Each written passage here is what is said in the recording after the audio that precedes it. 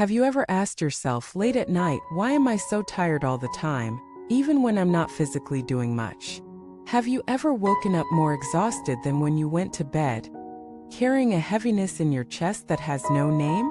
Welcome back to the channel where we untangle the emotional knots of modern life and find wisdom in unexpected places. If you've ever felt that life is one long uphill climb, if you've wondered why peace feels so far away no matter how hard you work, then stay with me. Today we're uncovering a truth that 99% of people miss. And it all comes down to 4 simple yet powerful words. Those 4 words are, I can't let go. They might not be spoken out loud, but they live silently in the way we carry ourselves in our shoulders, in our sighs, in our reluctance to release things that no longer serve us. And they are the true source of exhaustion. Let us begin with a question. What are you still holding on to? Is it the image of who you thought you would be by now? A past relationship that ended years ago? An old mistake that replays in your mind at random hours? Expectations from family? Pressure to succeed? Fear of failing? These weights, though invisible, are heavier than steel. And most of us are walking through life with an emotional backpack filled with them. I once met a young woman in her early 30s who looked much older than her age. She had dark circles under her eyes. Her smile was faint, her voice always low. She told me she couldn't understand why life felt so hard. I do everything right, she said. I work hard, I'm responsible, I try to please everyone, but I feel like I'm drowning. As we talked, layers began to peel away. She was carrying the trauma of an emotionally unavailable father, the guilt of leaving a hometown where she was expected to stay, the constant anxiety of trying to be perfect in every role: daughter, employee, partner, friend. She wasn't tired because she was weak. She was tired because she had never been taught to let go. Let us pause here. How many of you resonate with that story? How many of you feel like you're constantly being pulled in 1,000 directions, and yet the strongest pull is inward, a gravity of guilt, regret, worry, or self-doubt that never lets go? This is what we need to talk about. The root of fatigue is not just in action but in emotion, in resistance, in clinging, in what psychologists call cognitive overload, and what spiritual traditions call attachment. We live in a world that glorifies hustle, but what about healing? We chase achievement, but what about alignment? Let me tell you something profound that I learned from a Buddhist monk I once interviewed. He said, the heaviest burden you carry is the story you won't stop telling yourself.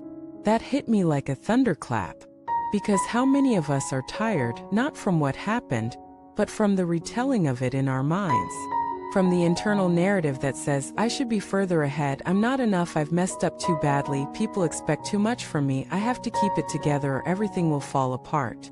These stories are exhausting, and often they're rooted in one central issue: the inability to let go.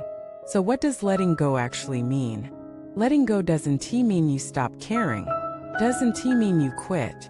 It doesn't mean you become lazy or irresponsible. Letting go means releasing the illusion that you can control everything.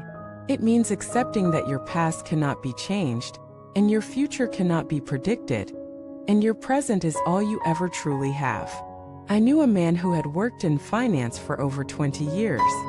He made great money, had a prestigious title, but was constantly battling ulcers, anxiety, and insomnia.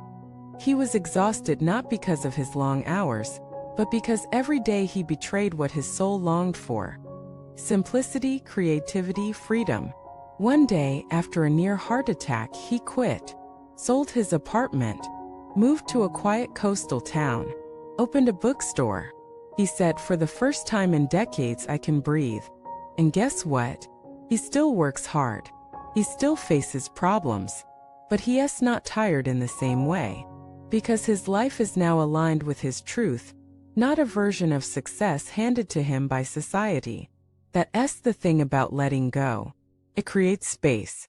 And in that space, your real self can rise. Let us talk about some of the things people struggle most to let go of. The need for approval. This one is huge.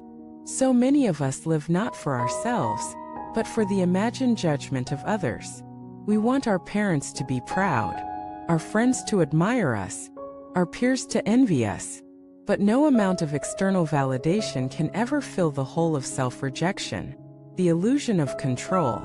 We plan, organize, strategize, and still things fall apart. People change. Markets crash. Accidents happen. Letting go means learning to surf the chaos, not drown in it. Past trauma, whether it's betrayal, failure, or loss, we often replay old wounds as if doing so will somehow change what happened. It won't, but what it will do is rob you of the present. Healing begins the moment you say, "This happened. I didn't deserve it, but I refuse to let it define me any longer." Perfectionism, the belief that if you just do everything right, nothing bad will happen. Life doesn't work that way. Mistakes are inevitable. Imperfection is the cost of being human. Letting go is not an event.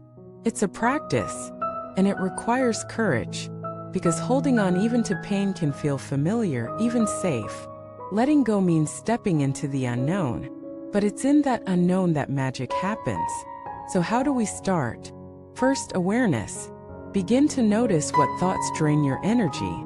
What situations make your chest tight? What expectations are making you feel small? Write them down. Name them. Second, acceptance. Tell yourself, "It's okay that I feel this way. I'm human. I've been trying my best." That self-compassion is the soil in which transformation begins. Third, release rituals. Some people burn old letters. Some take silent walks in nature.